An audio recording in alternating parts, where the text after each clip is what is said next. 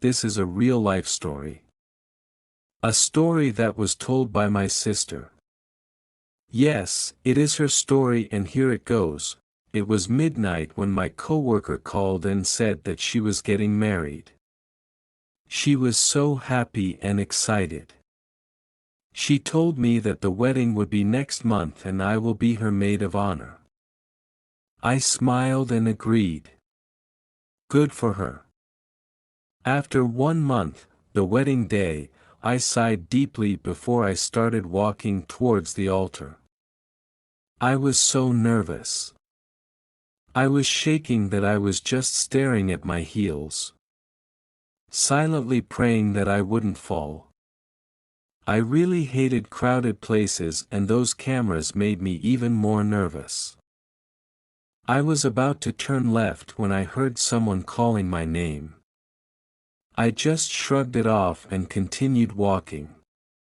I remained looking at my heels until a very familiar song was played. That song reminded me of someone. I looked up to see the bride but immediately stopped when my eyes met a very familiar face. I stilled. Those beautiful eyes were looking back at me but it was sad. Lucas, was he the groom? How? Why? He was looking at me, crying, and so I was. I was sobbing. I was in pain. I couldn't believe it. How? Why? I mouthed, "Sorry," he answered. Tears were visible in his face. The man I loved was staring at me. The man I loved was standing in front of me. The man I loved was about to marry someone. Sadly, that someone wasn't me.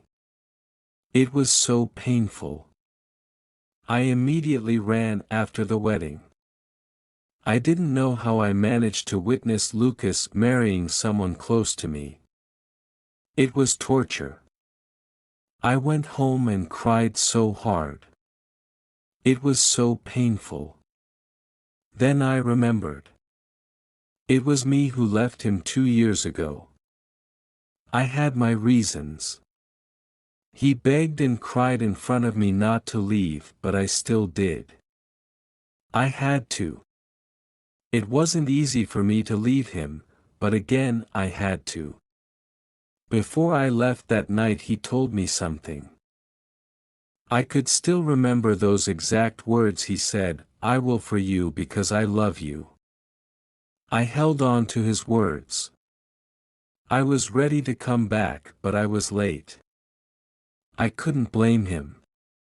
It was my fault. I should have been happy for him.